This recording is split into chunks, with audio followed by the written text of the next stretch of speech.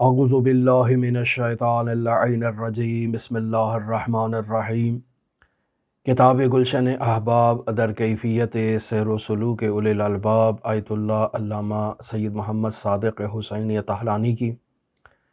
نہایت ہی گراں قدر کتاب ہے کہ جس میں سلوک اللہ کے راستے بیان کیے جا رہے ہیں اور نہایت ہی عمدہ انداز میں اللہ کی طرف سفر کرنے والے مسافر کو یہ تعلیم دی جا رہی ہے کہ وہ کیسے اللہ کی طرف اپنا سفر جاری رکھ سکتا ہے، اور اس سفر میں جو فراز و نشیب ایک مسافر کے لیے پیش آتے ہیں ان سے کیسے جو ہے وہ خود کی حفاظت کر سکتا ہے، کیسے بہتر انداز میں اس سفر کو جاری رکھتے ہوئے اللہ سے ملاقات کے رتبے پر فائز ہو سکتا ہے۔ کل کے درس میں چونکہ مناسبت آیت اللہ طحلانی ان دروس کو جن ایام میں تحریر فرما رہے ہیں تو ماہ ذی قعد اور ماہ ذی الحج کے ایام ہیں، تو اس مناسبت سے ایک عارف ان دو مہینوں میں کیا فیض حاصل کر سکتا ہے،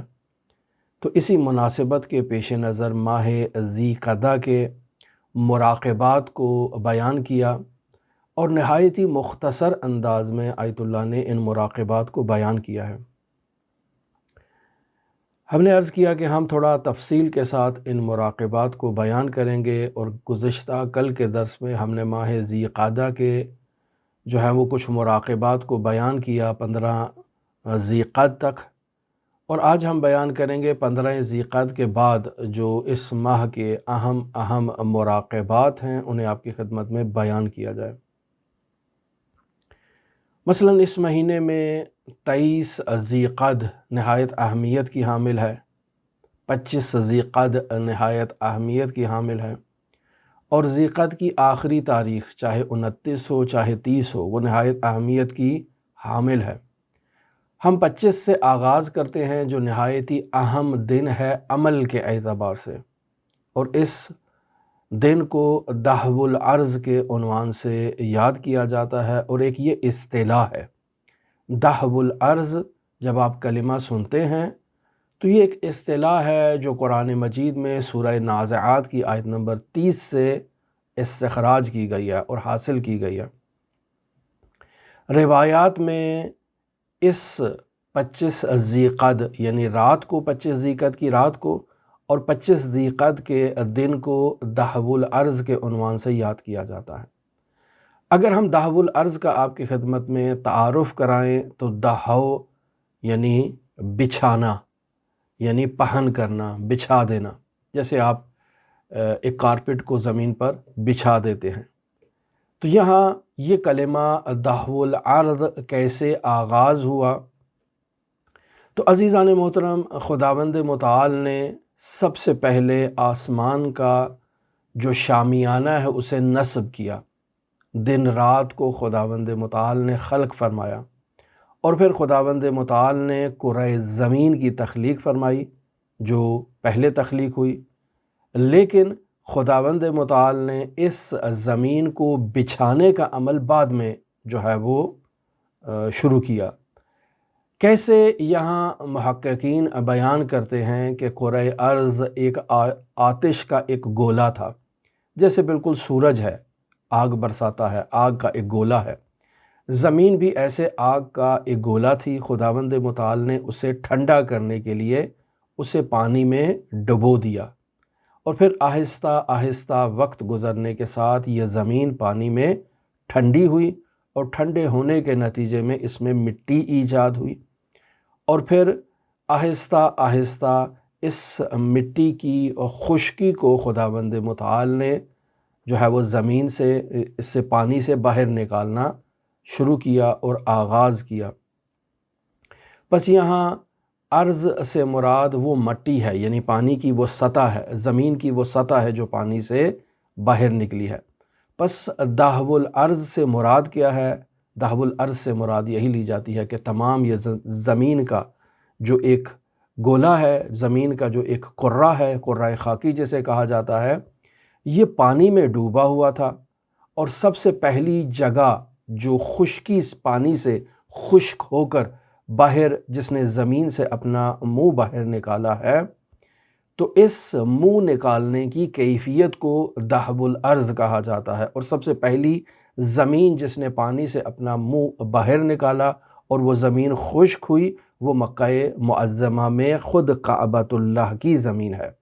وہاں سے اس خشکی کا آغاز ہوا اور آہستہ آہستہ پھر یہ خشکی پھیلنا شروع ہوئی اور پھیلتی گئی۔ پھر خداوند متعال نے اس خشکی میں دریاؤں کو اور ندیوں کو جاری کیا اور اس میں سبزہ اگایا تاکہ یہ حیات کے لیے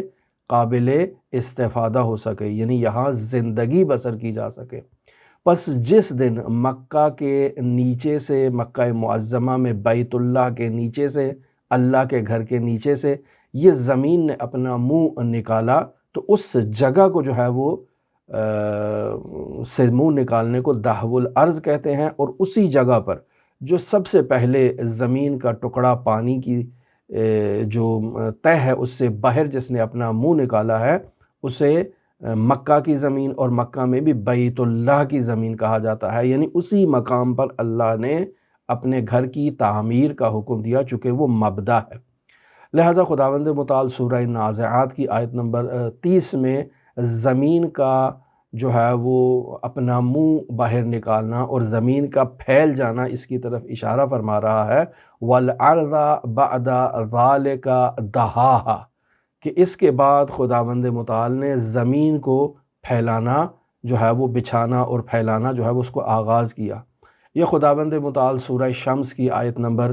6 میں ارشاد فرماتا ہے، وَالْأَرْضِ وَمَا طَحَاهَا، یعنی زمین کی قسم اور اس ہستی کی قسم جس نے طحاہا، اس زمین کو پھیلایا ہے۔ پس یہاں دو کلمے استعمال ہوئے، دہا اور طحا، یہ دونوں معنی اس زمین کے فرش کو بچھانے کے اوپر جو ہے وہ دلالت کرتے ہیں۔ مرحوم کلینی رحمۃ اللہ علیہ کتاب حج میں ایک حدیث نقل کرتے ہیں حضرت امام جعفر صادق علیہ السلام سے۔ اس حدیث میں اسی نقطے کو ارشاد فرمایا گیا ہے۔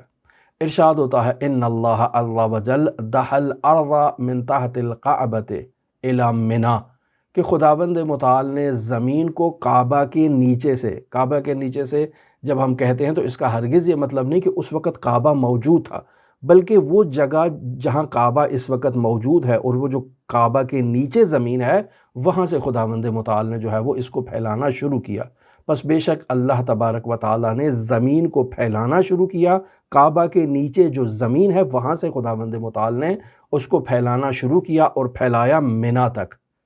لہٰذا پھر حضرت کیا فرماتے ہیں، ثم دہاہا من منا الی عرفات، پھر خداوند متعال نے منا سے اسے عرفات تک وسعت دی، ثم دہاہا عرفات الی منا، اور پھر خداوند متعال نے عرفات سے منا تک اس کو جو ہے وہ پھیلایا۔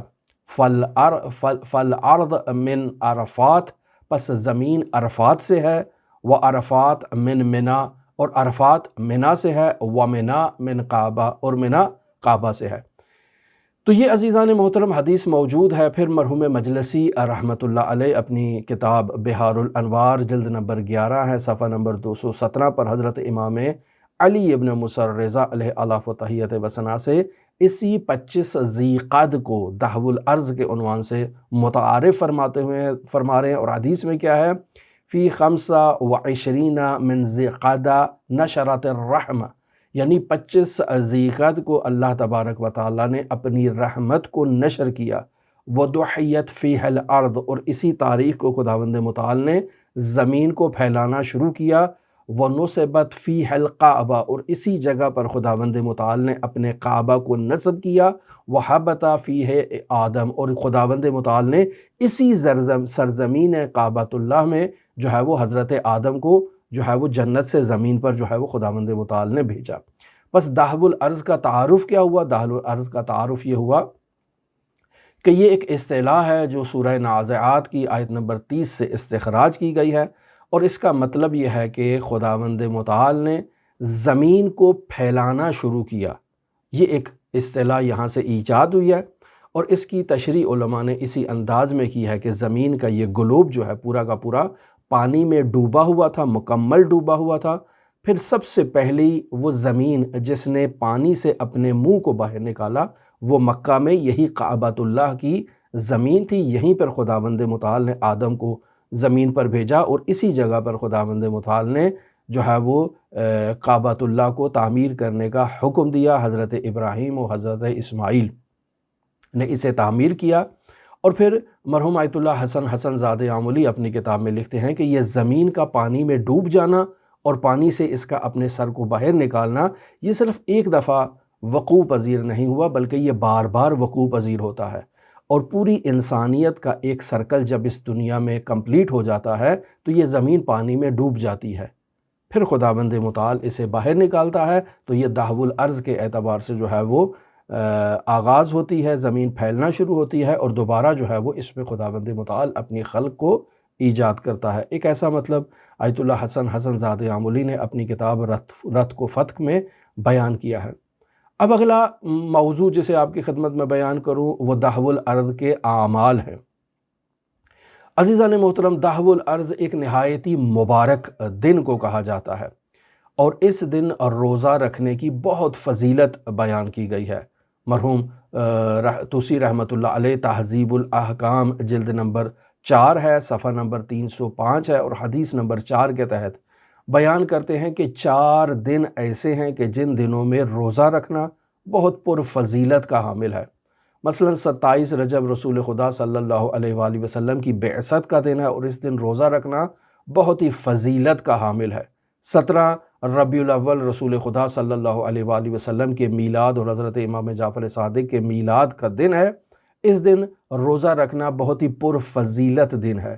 پھر اس طرح سے 25 ذی القعدہ جو دہو الارض کا دن ہے، اس دن روزہ رکھنا بھی بہت پر فضیلت ہے، اور آخری چوتھا دن جو ہے وہ 18 ذی الحج غدیر کا دن ہے، جس دن رسول خدا نے امیر المؤمنین علی ابن ابی طالب کی ولایت، خلافت اور وصایت کا اعلان کیا، اس دن بھی روزہ رکھنا بہت پر فضیلت ہے۔ پس 4 دن ایسے ہیں کہ جن ایام میں روزہ رکھنا بہت ہی فضیلت کا حامل ہے، اور ان 4 دنوں میں روزے کی فضیلت باقی دنوں کی نسبت ممتاز فضیلت ہے، ممتاز حیثیت ہے۔ اب ہم اگر آگے قدم بڑھائیں تو مرحوم شیخ صدوق رحمۃ اللہ علیہ اپنی کتاب ثواب الاعمال و عقاب الاعمال کے جلد نمبر 1 ہے، صفحہ نمبر 154 پر اس روایت کو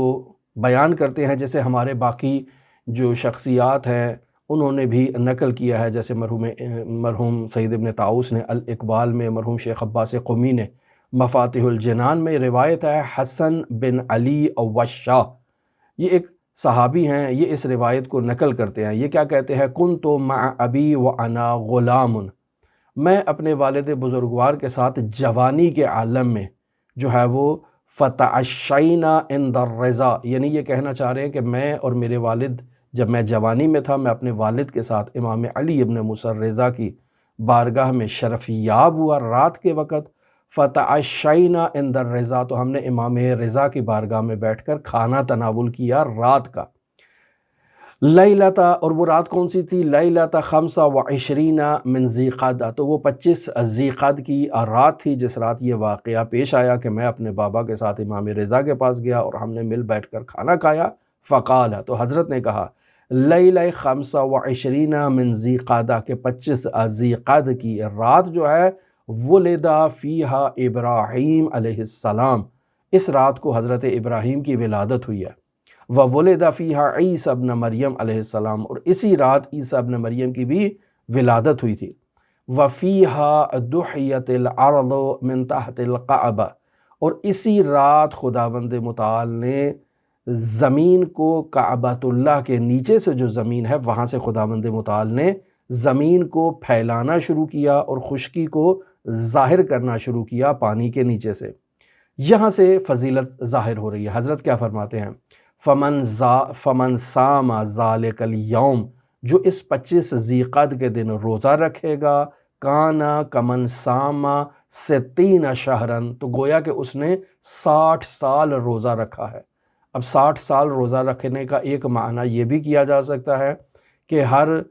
سال میں ایک ماہ مبارک رمضان آتا ہے، تو گویا کہ ایسے ہے جیسے اس نے 60 سال روزہ رکھا، یعنی 60 مہینے روزہ رکھا۔ ایک تعبیر یہ کی جا سکتی ہے، لیکن اس کی بہتر تعبیر یہ ہے کہ 60 سال میں یعنی ہر سال میں 12 مہینے اور ہر مہینے میں روزہ رکھا، یعنی پورے کے پورے 12 مہینے 1 سال کے روزہ رکھا، اور اس طرح کے 60 سال اس نے روزہ رکھے، ایک یہ تعبیر بھی اس کی جا سکتی ہے۔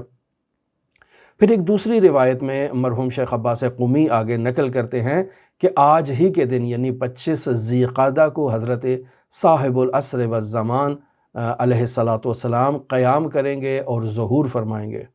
پھر ایک روایت ہے جس میں بیان کیا گیا ہے کہ جو شخص 25 ذی القعدہ کو روزہ رکھتا ہے تو اس کا یہ روزہ 60 سال 70 سال روزہ رکھنے کے برابر ہے، یعنی یہاں تعداد بڑھا دی گئی ہے۔ پھر ایک روایت کے مطابق بیان کیا گیا ہے کہ جو 25 ذی القعدہ کو روزہ رکھتا ہے تو اس کا یہ روزہ 70 سال کے گناہوں کا کفارہ جو ہے وہ خداوند متعال اسے کفارے کے طور پر تسلیم کرے گا۔ پھر ایک روایت میں بیان کیا گیا ہے کہ 25 ذی القعدہ کے دن ہی خداوند متعال نے آسمان و زمین میں جو کچھ بھی ہے وہ اس روزے دار کے لیے استغفار کریں گے، بشرطے کہ یہ 25 ذی القعدہ کو روزہ رکھے۔ امیر المومنین علی ابن ابی طالب علیہ آلاف و تحیت و ثنا سے روایت میں نقل ہوا ہے کہ حضرت فرماتے ہیں کہ اللہ نے اپنی رحمت کو سب سے پہلے 25 ذی القعدہ کے دن جو ہے وہ زمین پر نازل کیا۔ پس جو کوئی شخص بھی 25 ذی القعدہ کی رات کو اللہ کی عبادت کرتا ہے اور دن کو روزہ رکھتا ہے، پس رات بھی مقدس ہے، دن بھی مقدس ہے، پس جو شخص رات کو عبادت کرتا ہے، دن کو روزہ رکھتا ہے، اللہ اسے 100 سال کی عبادت کا اجر عطا کرے گا، اور یہ 100 سال ایسے گزریں گے کہ جس میں ہر دن اس نے روزہ رکھا ہو اور ہر رات اس نے اللہ کی عبادت کی ہو اور شب بیداری میں گزاری ہو۔ یہ روایت بھی مرحوم شیخ عباس قمی مفاتیح الجنان میں یہیں 25 ذی القعدہ کی فضیلت میں بیان کرتے ہیں، اور اسی طرح سے سید ابن طاؤس اقبال الاعمال میں اسے بیان کرتے ہیں۔ پس اگر ہم مفاتیح الجنان میں رجوع کرتے ہیں 25 ذی القعدہ کے اعمال کے بارے میں، تو اس دہب الارض کے اعمال میں روزہ رکھنا بھی بافضیلت ہے، اللہ کی عبادت کرنا یعنی پورے 24 گھنٹے میں رات بھی شامل ہوتی ہے، دن بھی شامل ہوتا ہے، پس روزہ رکھنا بھی فضیلت کا حامل ہے، اللہ کی عبادت کرنا بھی فضیلت کا حامل ہے، ذکر کرنا بھی فضیلت کا حامل ہے، اور دہب الارض کا غسل وہ بھی فضیلت کا حامل ہے۔ لیکن ان کے علاوہ 2 اعمال ایسے ہیں جو 25 ذی القعدہ کی مناسبت سے بیان کیے گئے ہیں۔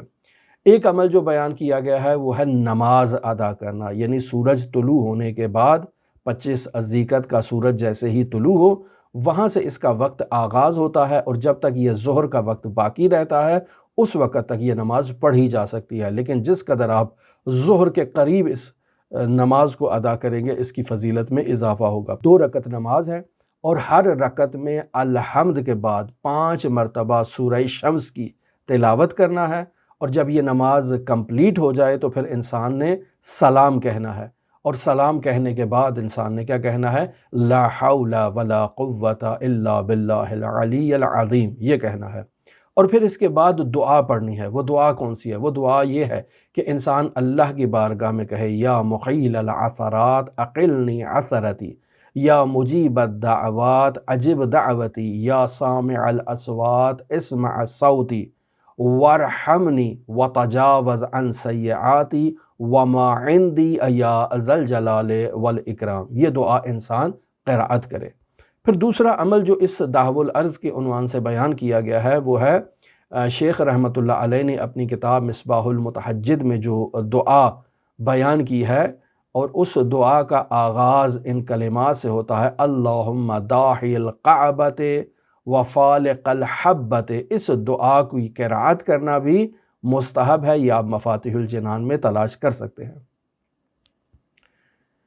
نہایت اہم موضوع ماہ ذی القعدہ میں امام علی ابن موسیٰ الرضا علیہ آلاف و تحیت و ثنا کی شہادت کا دن ہے، اور امام علیہ الصلاۃ والسلام کی زیارت کا بھی مخصوص دن ہے۔ مرحوم مجلسی رحمۃ اللہ علیہ اپنی کتاب بحار الانوار ہے، جلد نمبر 49 ہے، صفحہ نمبر 293 ہے، اور وہاں حدیث نمبر 7 کے تحت مرحوم نقل کرتے ہیں کہ 23 ذی القعدہ کو حضرت امام علی ابن موسیٰ الرضا علیہ آلاف و تحیت و ثنا کی شہادت کا دن ہے، اور مرحوم سید ابن طاؤس اپنی کتاب الاقبال الاعمال جلد نمبر 2 ہے، صفحہ نمبر 23 پر لکھتے ہیں کہ بعض اصحاب کی کتابوں میں 23 ذیقعدہ کو امام علی ابن موسیٰ الرضا علیہ آلاف و تحیت و ثنا کی دور اور نزدیک سے زیارت کرنا مستحب بیان ہوا ہے۔ پس ایک روایت جو بیان کی اس میں امام کی شہادت کا دن ہے، اور دوسری روایت میں جسے مرحوم سید ابن طاؤس نے نقل کیا ہے کہ امام کی زیارت کا دن ہے۔ پس یہاں کیا ہونا چاہیے؟ بہتر یہ ہے کہ وہ افراد جو مشہد الرضا میں موجود ہیں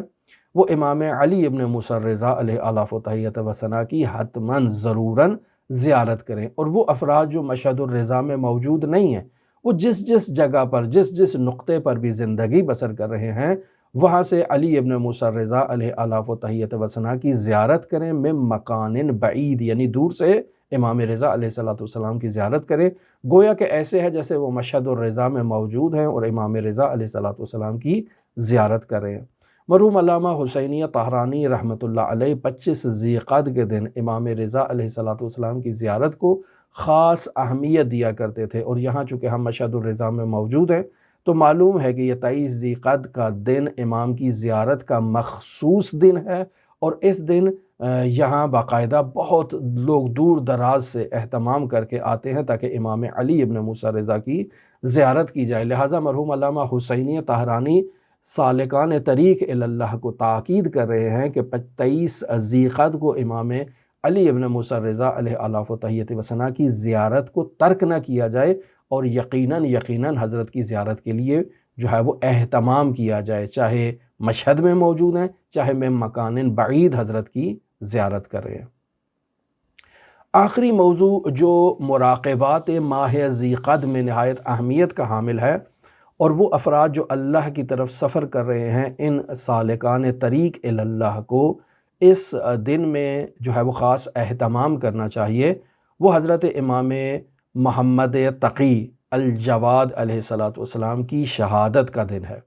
اور یہ دن کون سا ہے؟ یہ ماہ ذیقعد کی آخری تاریخ ہوگی۔ اگر ماہ ذیقعد 29 دنوں کا ہے تو یہ 29 تاریخ امام کی شہادت کا دن ہے، اور اگر ماہ ذیقعد 30 دنوں کا ہے تو 30 ذیقعد کو امام جواد علیہ السلام کی شہادت کا دن منایا جائے گا۔ پس حضرت امام جواد علیہ السلام کا نام محمد ہے، محمد بن علی، یعنی محمد نام ہے، والد کا نام یعنی امام علی ابن موسیٰ الرضا کا نام علی ہے، لیکن امام کو محمد تقی کے عنوان سے یاد کیا جاتا ہے۔ امام کی کنیت ابو جعفر ہے، اور امام کے 2 القاب زیادہ شہرت رکھتے ہیں جن میں جواد ہے، اور جواد کی شہرت کی وجہ یہ ہے کہ حضرت کثرت سے جود و سخا کا مظہر تھے، اس وجہ سے ائمہ میں امام جود و سخا کے پیکر کے عنوان سے شہرت رکھتے ہیں، اور اس وجہ سے حضرت کا لقب جواد ہے۔ اور دوسرا حضرت کا لقب ابن الرضا کے عنوان سے بھی حضرت جو ہے وہ شہرت رکھتے ہیں۔ امام جواد علیہ السلام اپنی زندگی میں 2 مرتبہ مدینہ سے بغداد بلائے گئے ہیں، یعنی امام اپنے اختیار سے نہیں آئے بلکہ حاکم وقت نے امام کو مدینہ چھوڑنے پر مجبور کیا، عین اسی طرح سے جیسے امام علی ابن موسیٰ الرضا علیہ آلاف و تحیت و ثنا کو مدینہ چھوڑنے پر مجبور کیا۔ بس امام جواد 2 مرتبہ مدینہ سے بغداد آئے ہیں، ایک دفعہ مامون عباسی کے دور میں جو ہے وہ آئے ہیں، اور ایک دفعہ معتصم عباسی کے دور میں آئے ہیں۔ مامون عباسی کے دور میں آئے ہیں امام علیہ السلام، تو امام رضا علیہ السلام کی شہادت کے بعد انہیں بلایا گیا ہے، اور ام فضل جو مامون کی بیٹی ہے اس سے امام کا نکاح کیا گیا ہے، اور رخصتی بعد میں ہوئی ہے۔ اور بعض لوگوں نے یہ بھی نقل کیا ہے کہ امام کا عقد ام فضل کے ساتھ امام رضا کی زندگی میں ہی ہوا ہے۔ یہ 2 طرح کے نقل موجود ہیں، لیکن یقیناً امام علیہ السلام کا ام فضل کے ساتھ جو عقد ہے وہ یقیناً بالرضا نہیں ہے، چونکہ حضرات ائمہ معصومین علیہم السلام شخصیات کو جانتے ہیں، اور اس تعارف کی بنیاد پر ایسے نکاح زیادہ تر میل اور رغبت کی بنیاد پر نہیں ہوتے بلکہ مسلط کیے جاتے ہیں۔ تو امام رضا علیہ السلام پر ام فضل کو مسلط کیا گیا۔ اب امام علیہ السلام کا دوسرا سفر جو مدینے سے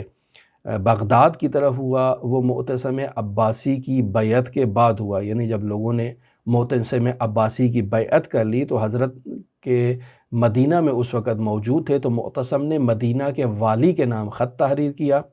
اور والی مدینہ سے کہا کہ امام جواد علیہ الصلاۃ والسلام کو فضل کے ساتھ مدینہ سے بغداد کی طرف روانہ کیا جائے۔ تو جب امام علیہ الصلاۃ والسلام بغداد پہنچتے ہیں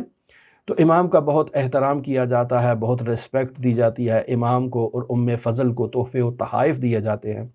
لیکن چونکہ خلیفہ کو معلوم تھا کہ فضل امام سے راضی نہیں ہے، کیوں؟ چونکہ ایک تو فضل کو اولاد نہیں ہوتی ہے، اور دوسرا امام علیہ الصلاۃ والسلام فضل کی نسبت اپنی دوسری زوجات کو زیادہ اہمیت دیتے ہیں، لہٰذا فضل کے وجود میں ایک کینہ موجود تھا،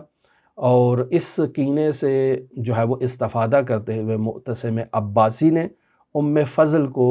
جو ہے وہ تیار کیا کہ وہ امام جواد علیہ الصلاۃ والسلام کو زہر دے۔ فضل نے بھی انگور کے دانوں میں زہر کو پرویا اور امام جواد علیہ الصلاۃ والسلام کو پیش کیا اور انہیں کھلایا، اور اس طرح سے فضل کے زہر دینے پر امام جواد علیہ الصلاۃ والسلام جو ہے وہ شہید ہو گئے۔ اور اس روایت کو مسعودی نے اثبات الوصیہ میں تحریر کیا ہے۔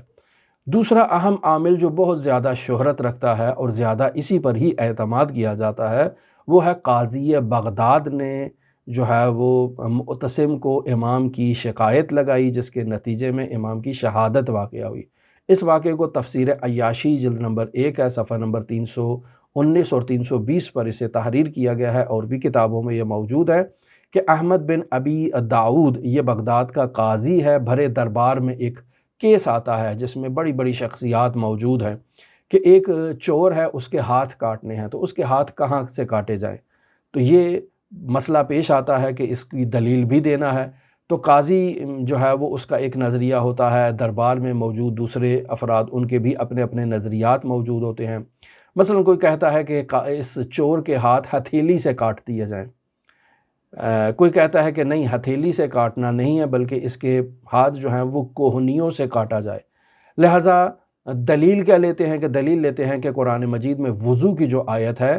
وہ وضو کی آیت میں جو ہے وہ ہاتھ کا چونکہ ذکر آیا ہے کہ اپنے ہاتھوں کو دھو، تو یہ ہاتھ کہاں پر شمار ہوں گے؟ آیا ہتھیلی میں ہوں گے یا کوہنیوں تک ہوں گے؟ تو یہاں بعض نے نظریہ پیش کیا کہ ہتھیلی سے اس کو کاٹا جائے گا اس آیت کی روشنی میں، بعض نے یہ نظریہ پیش کیا کہ نہیں، کوہنیوں سے کاٹا جائے گا اسی آیت کی روشنی میں۔ اب یہاں معتصم امام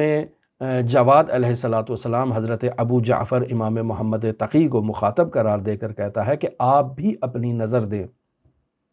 امام علیہ الصلاۃ والسلام انکار کرتے ہیں اور فرماتے ہیں کہ مجھے اس سے معاف رکھو، مجھے اس سے دور رکھو، آپ لوگ جو فیصلہ کرنا چاہتے ہو وہ کرو۔ لیکن معتصم عباسی نے امام کو مجبور کیا، انہیں قسم دی کہ آپ کی جو معلومات ہیں آپ اپنے علم کا اظہار کریں اور بتائیں کہ یہاں پر کیا ہونا چاہیے۔